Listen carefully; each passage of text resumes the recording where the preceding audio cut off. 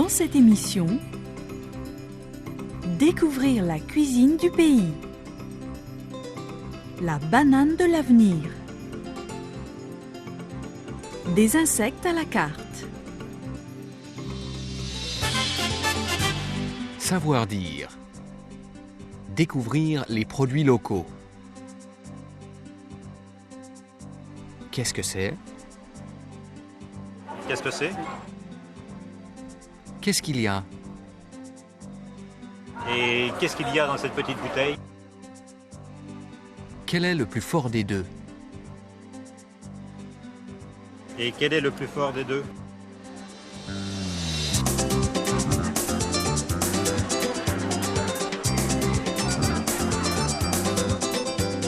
Bonjour. Bonjour. Qu'est-ce que c'est ça? Colombo. On met dans le poulet, le poisson, la viande. Qu'est-ce que c'est? Le piment. On met dans l'huile pour la macération. Pizza, poisson, viande. Et quel est le plus fort des deux? Le plus fort des deux, c'est le piment. Et qu'est-ce qu'il y a dans cette petite bouteille? Dans cette petite bouteille, c'est une aphrodisiaque, c'est le rhum d'amour. Voilà, ça c'est le gingembre, l'écorce du bois, le rhum et la cannelle. Et avec ça, vous allez passer une très bonne nuit d'enfer. Info. La cabane à sucre où l'on produit le sirop d'érable attire chaque année Québécois et touristes. On y mange les plats traditionnels, tout ça arrosé avec du sirop d'érable.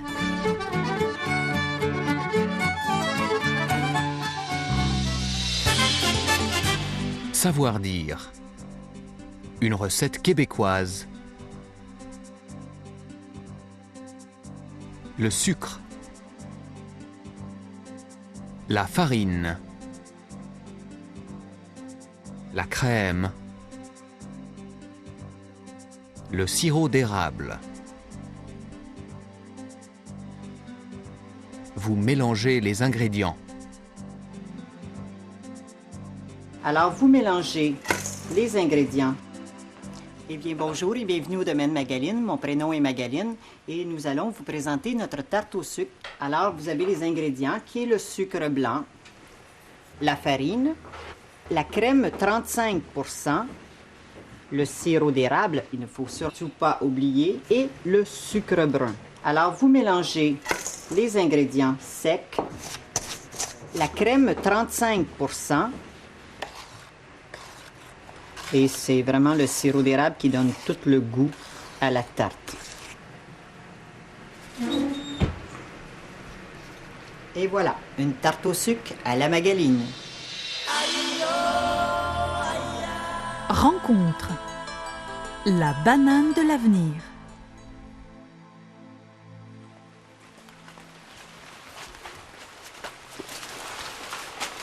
La banane pour la Guadeloupe est bien plus qu'un simple fruit.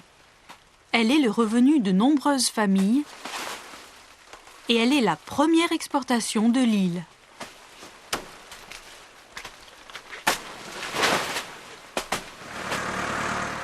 La banane est ici une curiosité touristique.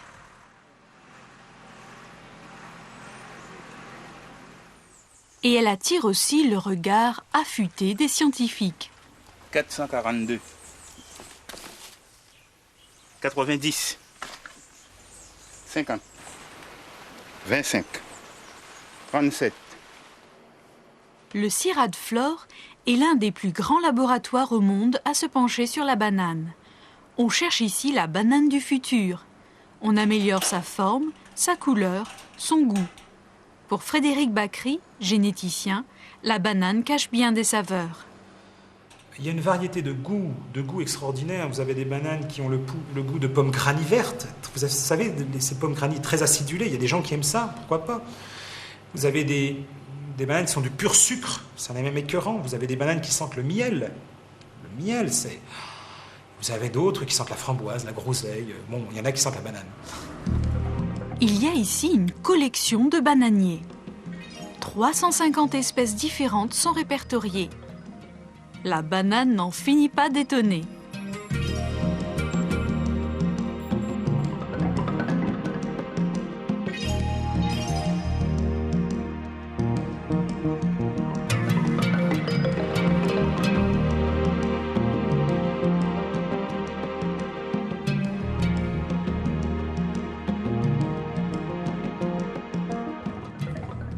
La 903 est la star de la collection.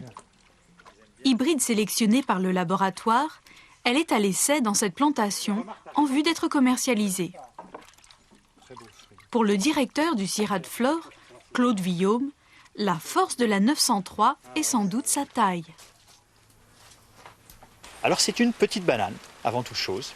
Donc le caractère petit de cette banane intéresse deux types de populations, mais elle intéresse tout le monde évidemment. Elle intéresse les jeunes enfants, les petits-enfants, mais aussi les personnes âgées qui ne veulent pas manger une banane qui est trop grosse, etc., trop importante. Mais qui dit recherche scientifique, dit expérience.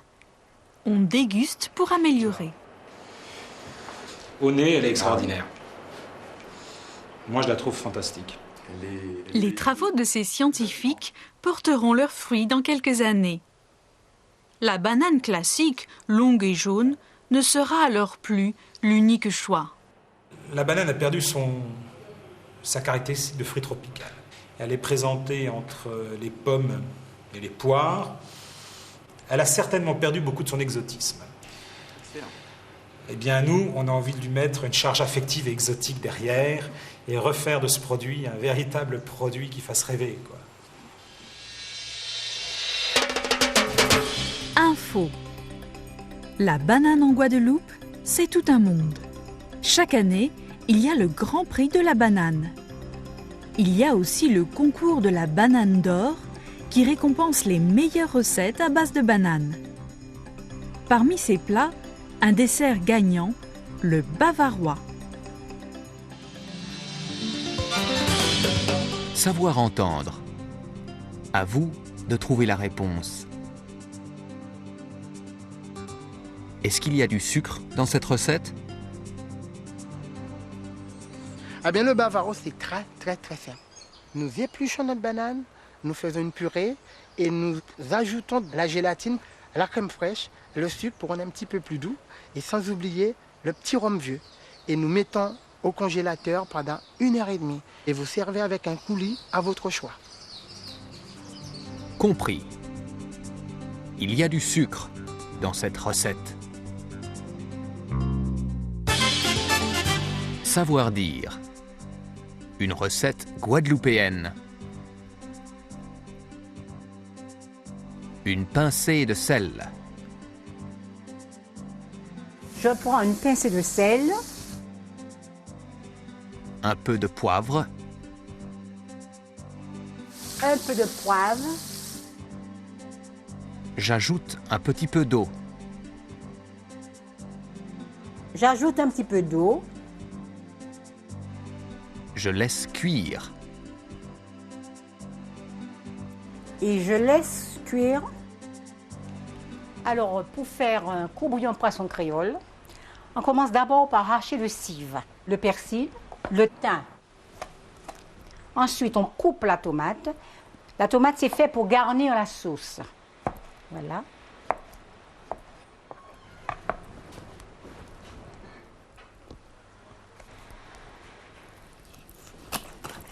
Donc, tout est prêt maintenant pour la cuisson. Je fais revenir, vous voyez, la tomate, le cive, le persil et le thym. Je prends une pincée de sel, un peu de poivre et 3 clous de girofle. Et là maintenant, je vais prendre le poisson, voilà, que j'ajoute dedans. J'ajoute un petit peu d'eau, voilà, et je laisse cuire.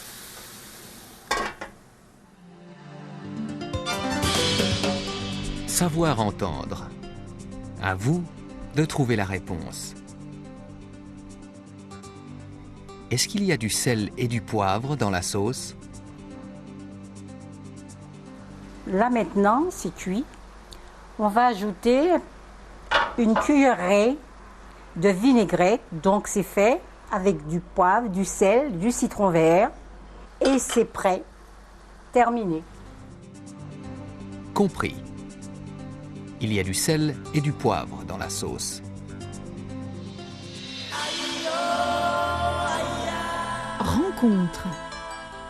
Des insectes à la carte. Montréal, l'insectarium, un dimanche après-midi. On vient ici découvrir, connaître les insectes, mais aussi les manger.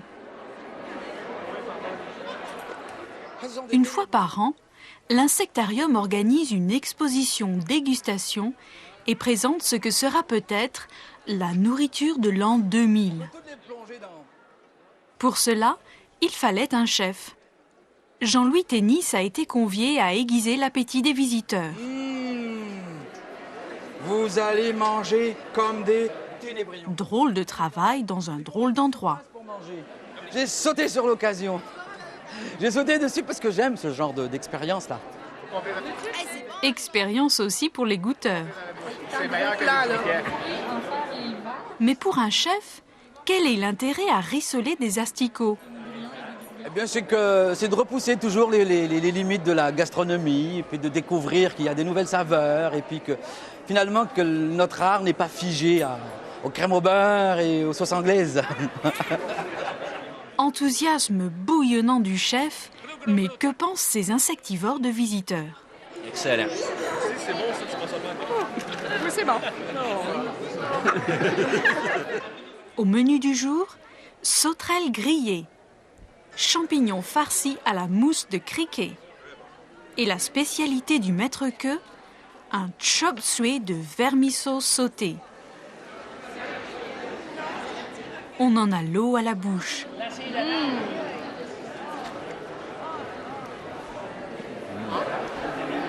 Oh les yeux! C'est la première fois que vous mangez du ténébrio? Oui, je pense que c'est la dernière fois aussi. Si les insectes sont une nouveauté pour les Montréalais, ils sont en fait mangés aux quatre coins du monde. Les scientifiques veulent nous faire avaler ce message. Alors, on mange des insectes pour plusieurs raisons. Souvent parce que c'est tout simplement disponible et très nombreux dans la nature alentour de nous et que c'est très nutritif. Alors, c'est peut-être la première raison. Mais la deuxième, c'est aussi que c'est bon. Le public a quelque peu du mal à digérer ce message. Le chef, lui, est fourmillant d'idées et pense corser la carte de son restaurant.